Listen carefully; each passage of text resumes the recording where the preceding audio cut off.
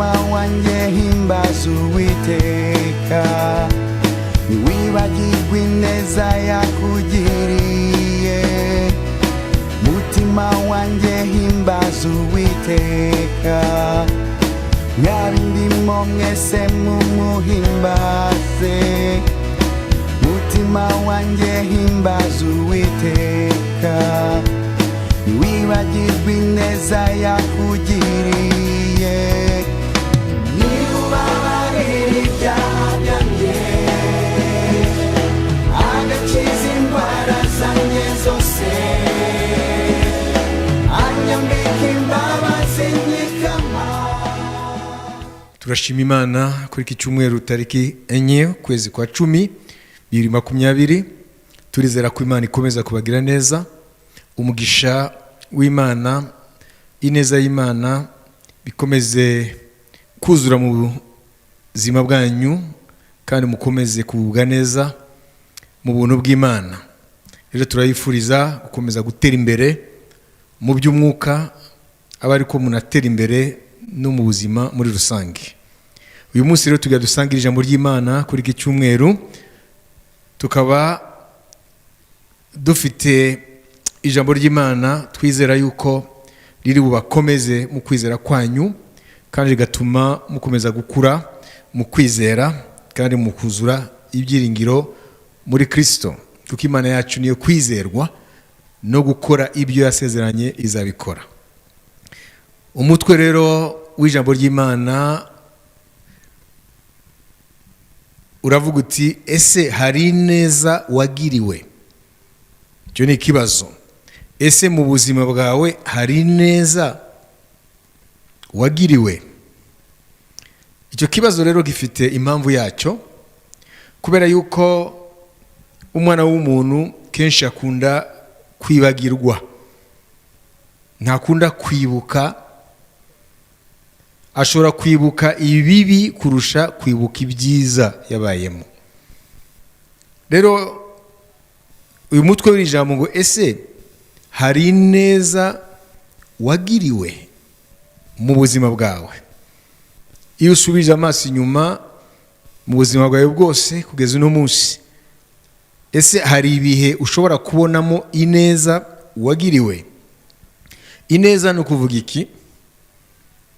Ineza ni ikintu cyose cyakubayeho cyiza, kigatuma mu buzima bwawe uba mu bihe byiza. Ibyo ni byo bita ineza. Mu Gifaransa babyita bonté. Hari ineza Imana ikorera mu buzima bw'abantu, ariko ntabwo ari bose bayibona iyo neza nk'uko yaba ari Imana yabikoze, kiretse abantu bazi Imana. Rero iyo dusomye Zaburi y'103 ku murongo wa mbere kugeza ku murongo wa 18, cyangwa Zaburi yose y'103, turabona ni Zaburi ivuga iby'ineza y'Imana, Imana ikorera abantu. Rero Zaburi ni Zaburi ya Dawidi. Amazaburi yose ya Dawidi mu ndirimbo yaririmbiye Imana, izo Zaburi henshi haboneka kwibuka ineza Imana yamugiriye. Rero dusome imirongo ibanza, duhere ku murongo wa mbere tugeze ku murongo wa 5. Mutima wanjye himbaza Uwiteka, mwabindimo byose mwe muhimbaze izina rye ryera. Mutima wanjye himbaza Uwiteka, ntiwibagirwe ibyiza yakugiriye byose. Niwe ubabarira ibyo wakiraniwe byose, agakiza indwara zawe zose, agacungura ubugingo bwawe ngo butajya muri rwa rwobo ngo ni kuzimu, akakwambika imbabazi no kugirirwa neza nk'ikamba. Iyi ni ya neza twavuze. Agahaza ubusaza bwawe ibyiza, agatuma usubira mu busore bushya bumeze nk'ubw'ikizu. Ugakomeza Dawidi ariho aravuga kwibuka ineza Imana yamugiriye. Ineza rero twumvise yuko ni ikintu cyose twaba twaragiriwe noneho kigatuma tugubwa neza mu buzima bwacu. Shobora kuba ari gutabarwa mu gihe wari mu kaga, shobora kuba ari kugaburirwa igihe wari ushonje, shobora kuba ari gukira indwara igihe wari urwaye. Rero ineza iri kwinshi.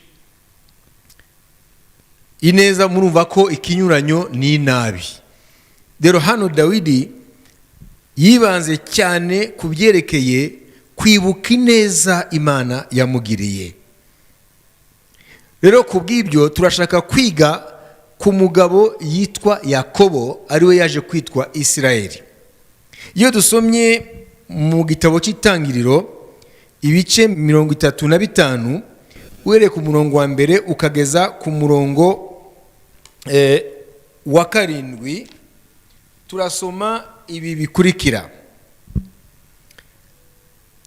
Imana ibwira Yakobo iti, haguruka uzamuke ujye i Beteli utureyo, wubakireyo igicaniro Imana yakubonekeye ubwo wahungaga Esawu mwene so. Maze Yakobo abwira abo mu rugo rwe nabo bari kumwe bose, mukureho imana z'abanyamahanga ziri muri mwe, muzirure mwambare indi myenda, duhaguruke tuzamuke tujye i Beteli. Nanjye nzubakiraho igicaniro Imana yanyumviye ku munsi w'umubabaro wanjye, kandi yagendanaga nanjye mu nzira nagenzemo. Baha Yakobo imana z'abanyamahanga zose bari bafite n'impeta zari mu matwi yabo. Yakobo abihisha munsi y'igiti cyitwa umwera cyari hafi y'i Shekemu. Ni ukuvuga ngo iyo usomye hano ni inkuru za Yakobo. Yakobo rero avukana na Esawu. Esawu niwe yari kuba samuragwa kuko niwe yavutse mbere ya Yakobo. Ariko Bibiliya avuga ko umugisha wa Esawu waje kuza kuri Yakobo kubera yuko Esawu yaje kugurisha uwo mugisha wo kuba samuragwa kuko niwe yari imfura, hanyuma umugisha uza kuri Yakobo. Uko niko Yakobo rero yatwaye umugisha wa Esawu, nyina abimufashijemo mu buryo bw'uburiganya. Ariko ntibyabujije yuko uwo mugisha uva kuri Esawu ukajya kuri Yakobo. Hanyuma rero Esawu muri make amaze kumenya yuko murumuna we Yakobo yamutwaye umugisha we muri ubwo buryo bw'uburiganya, yubaka muri we urwango kuri Yakobo mu buryo yashoboraga no kumwica. Nyina rero agira inama Yakobo kugira ngo ahunge Esawu ntazamwice, ndetse abibwira n'umutwari we Isaka kugira ngo Yakobo ahungire mu gihugu cy'iwabo wa nyina kwa nyina rume yitwa Labani. Ni ukuvuga ngo ave muri Isirayeli ya kino gihe, muri Kanani ya kera, hanyuma agende muri Iraq, warugendo rurerure kuko niho baturutse muri abice bya za Iraq. Hanyuma noneho Yakobo atangira urugendo. Rwari urugendo rugoye cyane, nta kintu yari afite uretse inkoni ye gusa, nta n'ihene nta n'inkoko, yari afite inkoni ye gusa. Rero aragenda muri urwo rugendo kuko aratubwira ukuntu yagiye. Iyo dusomye mu gitabo cy'Itangiriro ibice 28 turabona Bibiliya tubwira ukuntu Yakobo yahunze Esawu, hanyuma Imana iza kumwiyereka igihe yari arahunga. Iyo dusomye ibice 28 ku murongo wa 10 tuweza kuri 22 haravuga ngo Yakobo ava i Berisheba agenda yerekeye Harani, agera ahantu araharara buracya kuko izuba ryari rirenze. Yenda ibuye mu mabuye yaho araryisegura, aryamaho arasinzira.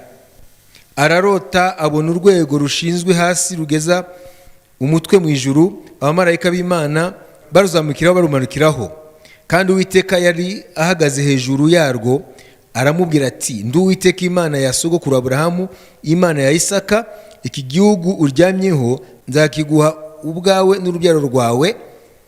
Mumve hano ko umugisha wavuye kuri Esawu, none umugisha uri kuri Yakobo.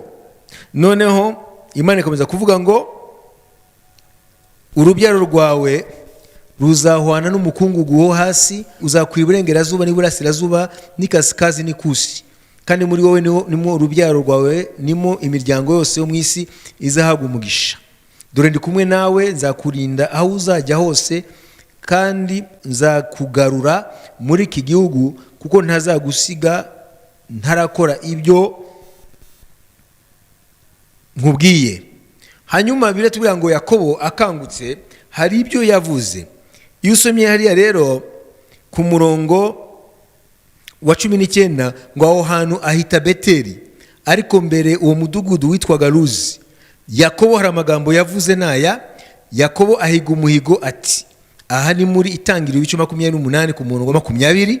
Yakobo ahiga umuhigo ati, Imana nibana nanjye ikandindira muri uru rugendo ngenda, ikajya impa ibyo kurya n'ibyo kwambara, nkazagaruka kwa data amahoro, Uwiteka azaba Imana yanjye, niribuye nshinze nk'inkingi izaba inzu y'Imana, kandi ku byo uzajya umpa byose sinzabura kuguha kimwe mu 10. Hano murumva ko aya magambo Yakobo yavuze arerekana kondisiyo y'ubuzima yarimo. Urumva ko ntabwo asaba amangamiya, ubutunzi bw'icyo gihe, yisabiye ibintu biwanye na kondisiyo yarimo. Hano urumva ko yari afite inkoni ye gusa. Ibyo yisabiye Imana, ngo Imana ngo nimurinda muri urwo rugendo, ikazajya imuha ibyo kurya n'ibyo kwambara. Urumva gusaba ibyo kurya n'ibyo kwambara ni ibintu by'ibanze by'ubuzima, byerekana ko yari muri kondisiyo modeste, kondisiyo hasi cyane. Ntabwo yasabye ubutunzi ngo Imana izamurinde mu rugendo, kandi mwibuke ko ari arahunga umuvandimwe we Esawu, ngo Imana izajya imuha imurinde mu rugendo, izajya imuha ibyo kurya n'ibyo kunywa, ngo kandi ngo ibyo kurya n'ibyo kwambara, ngo kandi ngo nkazagaruka kwa data amahoro, ngo Uwiteka azaba Imana ye, kandi ngo ibyo izajya imuha byose ngo azaza ayiha kimwe mu 10. Aya ni amagambo uyu Yakobo yabwiye Imana. Mbere Imana yari Imana ya sekuru Aburahamu na se Isaka, ariko hano rero iba Imana ye personnellement. Nicyo baravuga mu Gifaransa, yagize rencontre personnelle avec Dieu. Kuko hari igihe wizera Imana y'abandi, we ku giti cyawe ukaba utarahura nayo kugira ngo yitwe Imana yawe. Hano rero Imana yari Aburahamu hamwe na se Isaka iba Imana ye, kuko yayibonye. Imana yamwiyeretse igihe yagize revelation yishurirwa ry'urwego ruhuza isi n'ijuru. Kandi mbibutse ko muri Yohana Yesu yayishuye kuri ya rwego niwe, urya rwego rwashushanyaga Kristo, kuko niwe muhuza w'ijuru n'isi. Haleluya! Kuko ni muri Yesu amasengesho yacu azamuka akagera mu ijuru, ni muri we ibisubizo biva mu ijuru bikamanuka mu isi aho turi. Yesu rero ni rwego duhuza n'Imana. Rero hano Yakobo rero mu buryo bw'ikigereranyo, mu buryo bwa metaphore, yahishuriwe Kristo ari urwo rwego. Aho hantu rero ahita Beteli, mbere yitwaga Luzi, ahita inzu y'Imana, ahita irembo ry'ijuru, kuko niho yaboneye Imana. Mbere yumvaga Imana ya Aburahamu sekuru we, Imana ya Isaka ise, noneho iyo Mana yamwiyeretse ku giti cye. Icyo gihe azajya avugana nayo nk'Imana ye. Noneho ayibwira rero aya magambo. Rero aya magambo cyangwa iri sengesho yasenze hano i Beteli, biboneka yuko yari muri kondisiyo iciye bugufi cyane, nta kintu yari afite. Bibituye ngo yari afite inkoni ye gusa. Hanyuma aragenda agera yajya, nuvuga ngo ava muri Israel ya kino gihe muri Kanani ya kera, agera muri za Iraq. Rugendo rurerure rukomeye cyane, rufite uburuhe butandukanye n'ibigeragezo byinshi, ariko amaherezo agerayo. Amaze kugerayo, Bibiri tubwira yuko yaje kwakirwa na nyirarume Labani, ndetse amuha n'akazi, kandi akazi kari gahari kari ko kuragira ubusho bwa Labani. Noneho atangira kuragira ubusho bwa Labani. Noneho mu nyuma Imana yaje kuhamuhera umugisha muri ako kazi. Noneho bamuhemba muzibyaye. Mu nyuma aza kugira ubutunzi bwinshi cyane, kubera yuko Imana yamuhaye umugisha muzo bamuhaye mu byo yaragiraga, izavutse bakazimuhaho. Yaje kugira ubutunzi bwinshi cyane. Nibwo dusoma mu Itangiriro 32, usomye kuva ku murongo wa mbere kugeza ku murongo wa 12, urabona uko Imana yaje kumuha ubutunzi. Dusome ku murongo wa 7, turaza kubona hano haravuga ngo izo ntumwa zisubiye aho Yakobo ari, ziramubwira ziti twageze kuri mwene so Esawu, kandi araza kugusanganira azanye n'abantu 400. Yakobo aratinya cyane, ahagarika umutima. Abantu bari kumwe nawe n'imikumbi n'amasho n'ingamiya abigabanyamo imitwe 2. Esawu atungukira ku mutwe umwe, atawu urimbura, usigaye wakira. Uko niko yibwiraga. Kandi Yakobo arambaza ati, arasenga ati, Mana ya sogokuru Aburahamu, Mana ya data Isaka, Uwiteka ntiwambwiye uti subira mu gihugu cyanyu no muri bene wanyu, nanjye nzakugira neza? Ku mbabazi zose n'umurava wose wagiriye umugaragu wawe, sinari nkwiriye guhabwaho n'ibyoroheje hanyuma y'ibindi, kuko nambutse Yorodani iyi mfite inkoni nsa, none mpindutse imitwe 2. Ndakwinginze unkize mwene data Esawu, kuko mutinya ngo ataza akanyicana n'abana na ba nyina. Nawe warambwiye uti sinzabura kukugira neza, nzahwanya urubyaro rwawe n'umusenyi wo ku nyanja utabarika. Iyo usomye urumva yarafite ubutunzi, amagamiya, intama, ubutunzi bwinshi cyane bw'icyo gihe. Ariko yavuze ngo yambutse Yorodani afite inkoni nsa, nta kindi yarafite. None avuye kwa Labani. Hano turashaka kureba ubuzima bwa Yakobo kugira ngo tubwigeho iri jambo rivuga ngo kumenya ineza twagiriwe nico twayikorera. Nuvuga ngo uyu Yakobo urugendo rwe ahunga muvandimwe we Esawu, tubona yaragiye ntacyo afite inkoni ye gusa. Imana yaramwiyereka mu rugendo ahantu hitwa Beteli, hanyuma arayisenga yuko Imana nimuha ibyo kurya, ikamuha imyambaro, ikamurinda mu rugendo, ikazajya imugirira neza, ngo n'umubyi izamuha ngo ntazabura kuyiha 1/10. Agezeyo rero amarayo, Biblia tubwira ngo yamazeyo igihe kirekire, mu buryo icyo gihe imyaka 20 yamaze kwa Labani. Imana imumugisha muri ako kazi mu buryo yarushije imikumbi ayirusha Labani, kandi niwe yakoreraga, atari ukuvuga ngo yamwibye. Igihe kigeze rero habishyari ndetse no mu bana ba Labani, ngo Yakobo yibye ubutunzi bwa se. None icyo gihe rero Yakobo, Imana yamubwira ngo haguruka usubire mu gihugu cyawe. Arahagurukana n'abagore be, Leya mukuru na Rasheli n'abana babo n'abaja babo. Noneho barahaguruka n'imitungo n'abagaragu bose. Bwari ubutunzi bwinshi, afite umuryango mugari n'abagaragu benshi cyane. Atangira urugendo rwo gusubira iwabo aho yavuye Kanani. Rero agira ikibazo yuko Esawu yarakiriho, kandi yatezwa kunyura mu gihugu cya Esawu ku musozi Seyira. Aravuga ati nambona azanyicana n'umuryango wanjye. Ahagarika umutima, na niwe yasenze amasengesho.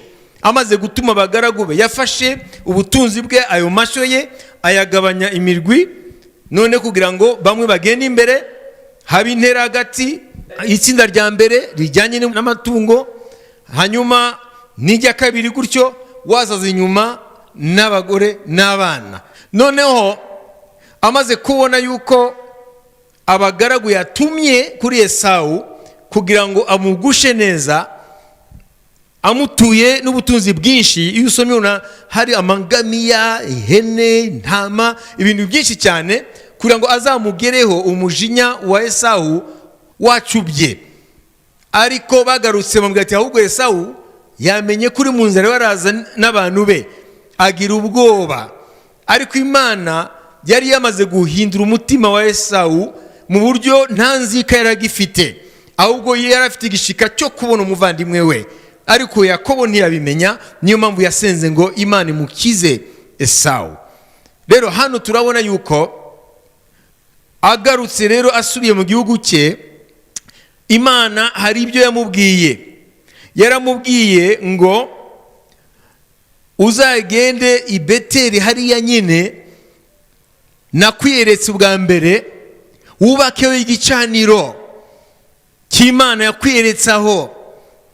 Nuvuga ngo Imana imugaruye mu gihugu cye, yaramaze kuba umuryango mugari, yaramaze kuba umutunzi, afite abana, afite abagaragu, afite ibintu byose bigaragaza umukire. Imana iramubwira ngo uzasubire i Beteli ahandi washizeyo rwa rwibutso rw'ibuye ukarusukaho amavuta, kugira ngo wubake igicaniro, wibuke aho nakuvanye, ukuntu wari umeze icyo gihe, ukuntu wansenze rya sengesho ngo Mana nundinda mu rugendo rwanjye, ukampa ibyo kurya, ukampa ibyo kwambara, ngo uzaba Imana yanjye. Sindavuga gusa ngo Mana ya Aburahamu na Isaka, nzavuga ngo Mana yanjye. Kandi icyo gihe ibyo uzabumpa byose nzaguhamo icya 10. Murabona hano uru rugendo rwa Yakobo ariwe yaje kwitwa Isirayeli, biratwereka neza yuko ari ngombwa ko mu mateka y'umuntu, kugira ngo ntazatunga umutima w'intashima, akwiye kugira urugendo rwo gusubira mu mateka ye, akamenya ubuzima bwe kuva afite ubwenge, ibyo yibuka byose. Aho niho umuntu agenda areba impande zose z'ubuzima bwe, kuko nabanje mvuga ni umuntu yibuka ibihe bibi kurusha kwibuka ibihe byiza.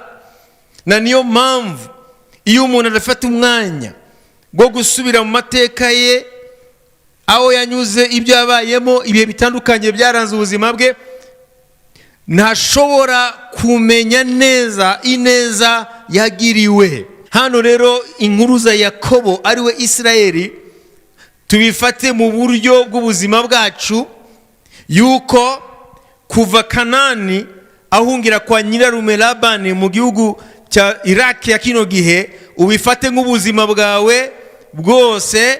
Hanyuma noneho kugaruka usubira aho wavuye, ubifate nko kugaruka mu bitekerezo byawe, utekereza urugendo rw'ubuzima bwawe wagenze, ukareba neza ibihe byose, byaba byiza byaba bibi. Uzasanga yuko ubuzima bwawe butarangwa gusa n'ibigeragezo, butarangwa gusa n'ibihe bibi. Hari ibihe byiza, hari ibyakoretse mu buzima bwawe. Ineza ni ikintu cyose cyiza wagiriwe. Ndashaka kubwira yuko kenshi abantu nitunamenya guhishurirwa ukuboko kw'Imana mu buzima bwacu kwakoze. Kuyihe mpamvu? Kubera yuko kiretse uri umuntu w'umwuka, uri umuntu uzi Imana, ni umenya ko Imana ikorera mu bantu no mu bintu, ikarema n'ibihe byiza. Iyo urebye mu buzima bwa Yakobo, nko mu Itangiriro ibice 32 ku murongo wa 1 n'uwa 2, Yakobo hari ibintu bimurangwaho muri urwo rugendo agaruka mu gihugu icye muri Kanani, ava mu gihugu aho nyine yakomotse cyangwa na Aburahamu bose muri ya gihugu cya Iraq. Aravuga ngo mu rugendo ariho aragaruka yahuye n'abamarayika. Hano haravuga mu gitabo cy'Itangiriro 32 murongo wa 2, Yakobo akomeza urugendo, abamarayika b'Imana bahura nawe. Yakobo ababonye aravuga ati aba ni umutwe w'ingabo z'Imana. yita aho hantu Mahanayimu. Nuvuga ngo Yakobo muri urwo rugendo agarukana n'umuryango we n'abagaragu be ndetse n'abaja bakorera abagore be, muri urwo rugendo agaruka atarahura n'umuvandimwe we Esawu, yabanje guhishurirwa abona abamarayika baje kumusanganira. Hanyuma ngo aho hantu ahita Mahanayimu, le camp de Dieu, Imana iri hano. Kubera ko Imana imuhaye iryo hishurirwa akabona abamarayika. Turaza kubibona iyo usomye mu gitabo cy'Itangiriro 48, 15, 16 baratubwira aya magambo. Baratubwira ngo Itangiriro 48, 15, 16 baravuga ngo asabira Yosefu umugisha ati, hano bavuga ni Yakobo asabira Efurayimu na Manase umugisha. Aba ni abana babiri b'umwana we Yosefu yabyariye muri Egiputa. Manase ni umukuru, Efurayimu akaba muto. Hanyuma baravuga ngo 15 asabira Yosefu umugisha ati, Imana iyo sogokuru Aburahamu na data Isaka bagenderaga imbere, Imana yantunze mu bugingo bwanjye bwose ikageza ubu. Ya Mana yasengeye i Beteli, aravuga ngo ni ya Mana ya Aburahamu sekuru na se Isaka, ngo niyo yamutunze mu bugingo bwe bwose kugeza ubu. Marayika wancunguye mu bibi byose, ihe aba bahungu umugisha, bitirirwe izina ryanjye n'irya sogokuru Aburahamu na data Isaka, bororoke babe benshi cyane mu isi. Hano Yakobo hano ariho arahamya ko biriya byose byamubayeho byiza ari byo twita ineza yagiriwe, ko Imana yakoresheje abamarayika. Nuvuga ngo rero nubwo wabona umuntu nkawe ari we wakugiriye neza, uzajya umenya ngo hakurya utabona marayika niwe wamukoreyemo. Nubona ibihe byiza bikubayeho mu buzima bwawe, uzamenye ngo inyuma yabyo hari ukuboko kw'Imana. Abamarayika ni ukuboko kw'Imana gukora imirimo y'Imana, gukora ibyo Imana ishaka. Hano rero Yakobo ayishura ikintu gikomeye cyane, ngo kiriya gihe cyose yahungaga Esawu umuvandimwe we mu rugendo rwose, ntahure n'inyamaswa ngo zimwice, ntahure n'abagizi ba nabi. Ruriya rugendo rukomeye cyane rw'amezi n'amezi agenda n'amaguru, ngo abamarayika b'Imana nibo bamurindaga. Ngo marayika w'Imana yamugiye imbere, n'abandi bamarayika bakoreshwa n'Imana mu bihe bitandukanye by'ubuzima bwe. Iriya myaka yamaze kwa Labani nyirarume, ibigeragezo yahuye nabyo, ngo abamarayika nibo bamurwaniraga. Nuvuga ngo uriya mugisha yagarukanye asubira mu gihugu cye, n'abamarayika Imana yakoresheje bakarema ibihe byiza, bagakoresha Labani nubwo atubahaga Imana, atarazi Imana. Nuvuga ngo ibintu byose rero byiza bitubaho, ntituzajye tureba gusa abantu babikoreshejwe, tuzajye tumenya ngo iyo ibyiza bitubayeho, inyuma yabo hahishwe ukuboko kw'Imana mu buryo bw'abamarayika b'Imana bakora. Hano niko Yakobo avuga. Ni ukuvuga ngo rero iyo usubije amaso inyuma, uhishurirwa ko ibihe byose byiza wabayemo cyangwa urimo, n'ineza yose yagiye iranga ubuzima bwawe, kuko ubuzima ntago burangwa n'ibibi gusa. Ndahamya ko umuntu wese kuva aho yavukiye kugeza abaye mukuru, ntago ubuzima bwe bwose burangwa n'ibibi gusa. Rero urwo ruhande rwiza rw'ubuzima, iyo neza ushobora kubona mu buzima bwawe, hari Imana iri inyuma. Rero hariho abamarayika b'Imana barakoreshwa n'Imana mu kuzana ineza mu buzima bwacu, mu kutugirira neza. Niyo mpamvu hamwe no gushima abantu batugiriye neza, tujye tubana dushima Imana yabakoresheje, kubera ko tuzi ko ari Imana ikorera inyuma y'ikintu cyose cyiza umwana w'umuntu kimubayeho mu buzima bwe.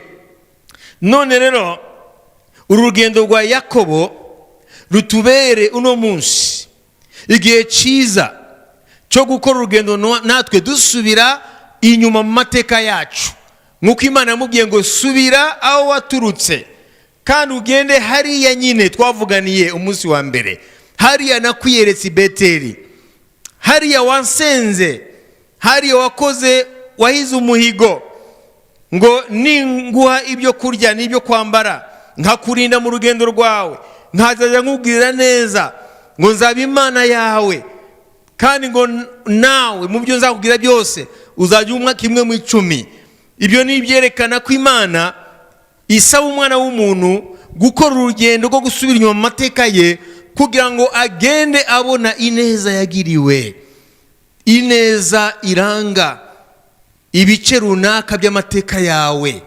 Iyo neza ntago yikoze, nubwo ari abantu bayikoze bakakugira neza, ariko hano Yakobo arakubwira ngo hari ukuboko kw'Imana kuri muri iyo neza. Haleluya. None se iyo tutibuka ineza twagiriwe bibyara iki? Bibyara umutima w'intashima. Kandi kuba intashima na kindi gituma abantu baba intashima no kwikunda, no kutamenya ibyo bakorewe. Kubera ko iyo tumaze kumenya ineza twagiriwe, bituzana kumwenda tukwiye kwishura. Uwo mwenda si ikindi, ni ugushima isoko y'iyo neza. Kuba intashima no kuba wirebaho gusa, nturebe ineza urimo cyangwa wabayemo isoko yayo. Yaba abantu, yaba ibihe byiza, Imana niyo iri inyuma y'ineza yose wagiriwe. Rero iyo tusubiza amaso inyuma nka Yakobo, twibuka ineza Imana yatugiriye mu bihe bitandukanye, noneho tukagaruka tugashima iyo Mana. Si ibyo gusa, tukanashimira ab'Imana yakoresheje, babimenya ko bakoresheje batabimenya, ariko nabo tukabashimira, kugira ngo umutima wo gushima ukomeze kugwiza ineza y'Imana mu buzima bw'abantu. Nashaka kubwira yuko kuba inashima ni ikintu Imana yanga, kubera yuko icyo gihe uba wayambuye icyubahiro cyayo. Imana ikwiye ikuzo kubw'ineza ikora, abantu bakubaka umutima wo gushima. Niyo mpamvu yabwiye Yakobo ngo subira mu gihugu cyawe, hanyuma uzagende hariya i Beteli hamwe twavuganira nawe bwa mbere, kugira ngo wubakeho igicaniro, igicaniro cyo gushima, igicaniro cyo kundamya, igicaniro cyo guha Imana icyubahiro. Kubera yuko urabona ineza yanjye, wagiye urambuka Yorodani ufite inkoni gusa, none ugarutse ufite umuryango mugari, ufite abana, ufite abagaragu, ufite amashyo, ufite imikumbi, ufite ubutunzi butabarika. Ibyo ni bikwereka yuko ineza yanjye narayujuje ubugingo bwawe. Kandi na Yakobo twayibonye mu guha umugisha abuzukuru be, abana ba Yosefu, Manase na Efurayimu. Yaravuze ngo Imana ya sogokuru Abrahamu na data Isaka yagiriye neza ubugingo bwanjye, marayika wayo yangiye imbere akandokora ibibi byose. Ariho arahamya yuko Imana niyo yamuremeye ayo mateka agizwe n'ineza nyinshi Imana yamukoreye. Nawe mwene data, hageze gukora urugendo rwo gusubira inyuma mu mateka yawe, kugira ngo ugende ureba ineza Imana yakugiriye. Imana yakoresheje abantu, yakoresheje ibihe bitandukanye kugira ngo ikugirire ineza. Umwana w'umuntu arwaye indwara yo kwibuka ibibi cyane kurusha ibyiza. Uyu munsi rero Imana iraduhamagaye ngo dukore urugendo mu mateka yacu, kugira ngo tugende tureba aho hose twagiriwe neza. Ese koko nta neza wagiriwe? Ubu usubiza amaso inyuma kuva aho ufite ubwenge, ibyo wibuka kuva uriho, nta neza wagiriwe? Ubuzima bwawe buranzwe gusa n'ibibi n'ibigeragezo, nta neza ubona mu buzima bwawe. Rero uyu munsi bya bigeragezo, byaba ibibazo by'ubuzima, ntibiguhishe kumenya ineza wagiriwe kugira ngo uyishimire. Iyo dushuze amaso inyuma tukagenda tureba ineza twagiriwe, bituremamo umutima wo gushima. Kandi iyo twubatse igicaniro cyo gushima mu buzima bwacu, nkuko Imana yabwiye Yakobo ngo nasubire i Beteli akiri nyakamwe atuze inkoni ye gusa, iyi nkoni y'ubushumba, hanyuma Imana ikamugwiza, ikamwagura, ikamuha umugisha, ikamuha umuryango, ngo niyubake noneho hahandi nyine igicaniro cy'ishimwe, igicaniro cya adoration cyo kuramya iyo Mana. Kubera iki? Kubera yuko ni hariya nyine ntacyo wari uricyo, ntacyo wari ufite, aho niho iyo uhagarutse niho ubona ubugari bw'ineza y'Imana. Kenshi twebwe duhambirirwa n'ibyo twagezemo tukibagirwa tukiri ubusa, na niyo mpamvu abantu benshi ntibashaka no kwibutswa aho bavuye, icyo bari imbere, kubera ko bikunda, badashaka guha icyubahiro, ikuzo uwaho bagejeje aho bageze. Kubinashima ni icyaha gikomeye cyane. Imana ibwira Yakobo ngo subira hariya nyine Beteli, uhunga Esawu, wari wenyine, wari ufite inkoni y'ubushumba gusa, nta kindi wari ufite. N'isengesho ryawe wansenze rirabigaragaza. Ntago wansabye ingamiya, ntago wansabye ingamiya y'icogere ni nk'amamodoka, ni nka za rukururana za kino gihe, kuko ibintu biremere byahekwaga n'ingamiya. Ntago wansabye inka, ntago wansabye amasho, ntiwigeze unansaba n'umuryango. Waransabye gusa ibyo kurya n'ibyo kwambara, no kukurinda mu rugendo rwawe, ndetse no kuzajya nkugirira neza, hanyuma nawe ukazajya umpa kimwe mu icumi nk'ishimwe. Hano Imana iravuga ngo iyo mudasubije amaso inyuma mu mateka yanyu, mukore urugendo rwo gusubira mu mateka yanyu, un voyage dans notre passé.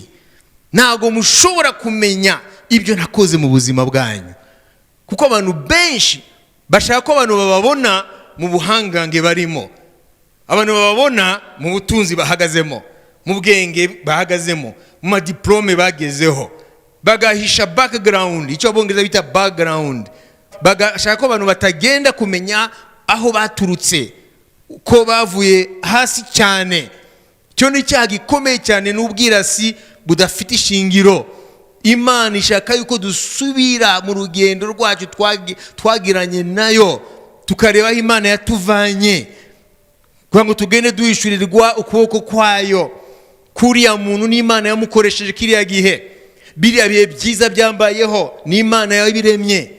Aho marayika bari inyuma y'uriya, bari inyuma y'abariya ngo bangirire neza, kuko iyo usomye Zaburi 103 irangiza Dawidi avuga ngo namwe abamarayika bayo b'imbaraga basoza ubushake bwayo muhimbaza Uwiteka. Kubera iki Dawidi ahamagana abamarayika, aratangira avuga ngo umutima wanjye himbaza Uwiteka, niwibagirwe ineza yakugiriye. Agakomeza wagera ku murongo wa 19 muri Zaburi ya 103 agahita abwira namwe abamarayika b'imbaraga musoza ubushake bwayo himbaza Uwiteka. Kubera iki n'abamarayika yabazanye muri uwo murimo guhimbaza Uwiteka? Nuko abamarayika nabahamya yuko iriya neza yaranze ubuzima bwawe niba Imana yakoresheje. Sont des témoins, nabahamya yuko biriya byiza byakugezeho n'Imana ibiri inyuma.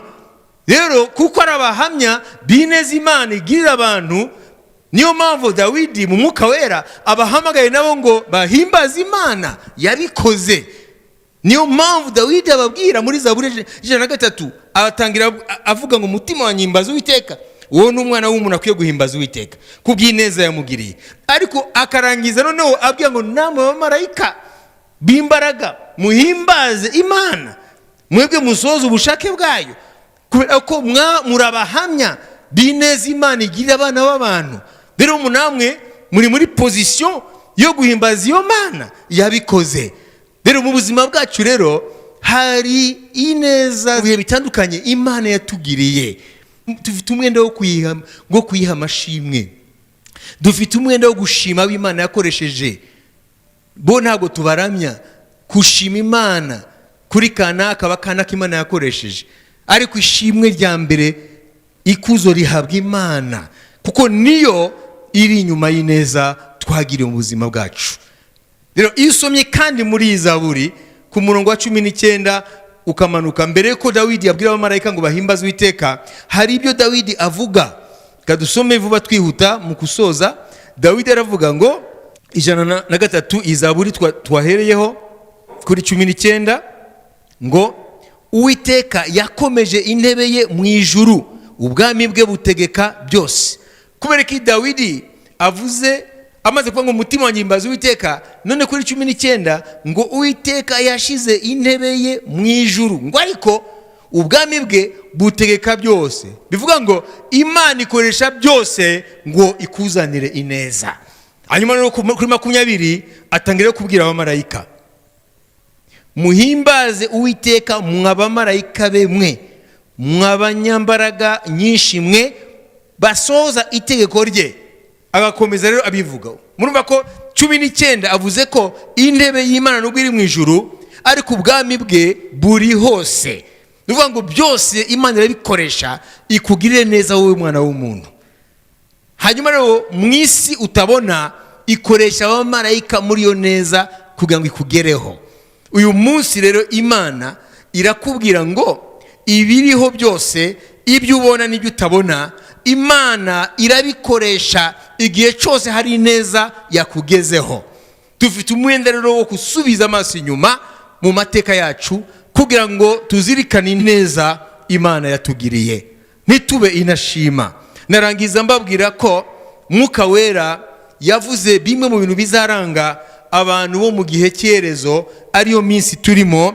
Urwandiko rwa 2 Paulo yandikiye Timoteyo ibice 3 ku murongo wa 1 kugeza ku murongo wa 5. Ubuhenebere buteye ubwoba bwo mu minsi y'imperuka.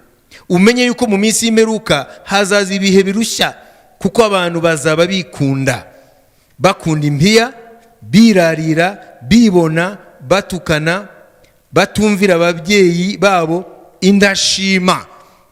Iyo ukomeje rero hari n'ibindi bavuga bibi kweza ku murongo wa 5, ariko hano nashaka ko umenya ngo mu bibi bizaranga iminsi y'imperuka ariyo turimo, muri iryo bibi harimo nuko abantu bazaba indashima.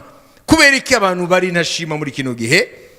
Urumva ko ari ubuhanuzi bwavuzwe ko abantu bo mu minsi y'imperuka bazarangwa no kuba indashima. Uyu munsi rero witandukanye n'ubu buhanuzi bwa Bibiliya, buriho burasorera benshi. Wowe usubiza amaso inyuma, kora urugendo nka Yakobo, usubire aho wavuye mu mateka yawe, usubire mu mateka yawe, fata akanya ko gutekereza uhereye none, usubiza amaso inyuma mu buzima bwawe kugeza aho ubwenge bwawe bwibuka ibyakubayeho byose. Hanyuma uraza kubona ibihe runaka ineza y'Imana yakugaragayeho, Imana yagukije ibihe runaka, Imana yagutabaye mu bihe runaka, Imana yakuvanye mu bukene mu gihe runaka, Imana yaguhaye akazi mu gihe runaka wari umushomeri, Imana yaguhaye urubyaro utabyaraga, Imana yaguhaye ibi n'ibi n'ibi.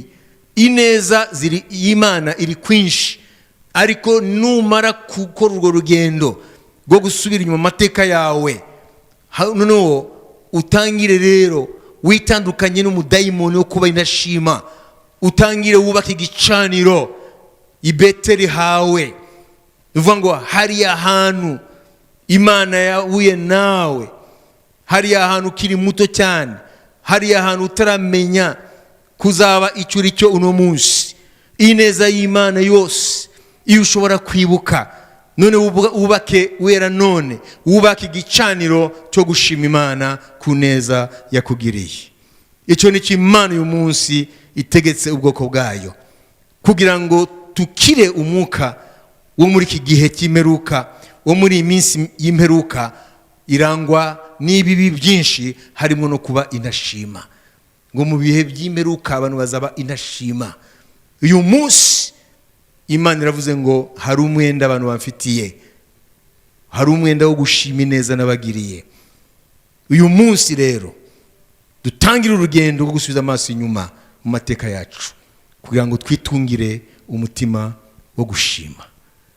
Imana ihabwa icubahiro kubwo abantu bose bazatangira urwo rugendo cyangwa bari butangira urwo rugendo rwo gusubiza amaso inyuma amateka yabo kugira ngo batangire bubaka igicaniro cyo gushima Imana.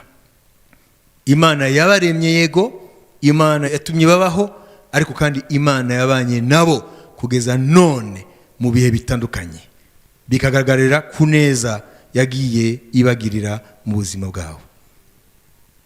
Twibuke ngo turi mu minsi y'imperuka, kandi ngo mu biranga iminsi y'imperuka ngo abantu bazabindashima. Reka uyu munsi twiyambure uyu mwuka wo kutabindashima, wo kutaba abantu bashima. Twiyambuye umwuka w'intashima, twubake igicaniro cyo gushima nkuko Yakobo yabigenjeje, agasubira i Beteli aho Imana yahuye nawe ari umukene, atunze inkoni gusa y'ubushumba, nta kintu kindi yari afite. Afite ubwoba, ahunga urupfu, ahunga muvandimwe Esawu kuko yari kumwica. Hanyuma Imana yumva amasengesho ye, Imana iramugwiza. Noneho igihe kigeze ngo rero subira hariya nyine twavuganiye nawe, unyubakira igicaniro cyo gushima. Kadusenga Imana. Mana, urakoze kuri iri jambo ryawe, udukize umwuka wo kuba intashima, dusubize amaso inyuma mu mateka yacu kugira ngo tugende duhishurirwa ineza watugiriye, hanyuma twubake mu buzima bwacu igicaniro cyo kugushima, tunashimira n'inzira wakoresheje, yaba ari abantu, yaba ari ibihe runaka, kuko intebe yawe y'ubwami iri mu ijuru, ngo ariko ingoma yawe ngo iri muri byose, kugira ngo tumenye ko byose na bose igihe kigeze cyo kutugira neza byose birakumvira ukabikoresha. Ndagushima rero Mana kuri iri jambo, ntihagire umuntu n'umwe mu bwoko bwawe azaba intashima, ariko duhe kuba abashima, twubaka igicaniro cyo gushima mu bugingo bwacu, mu izina rya Kristo Yesu, amen.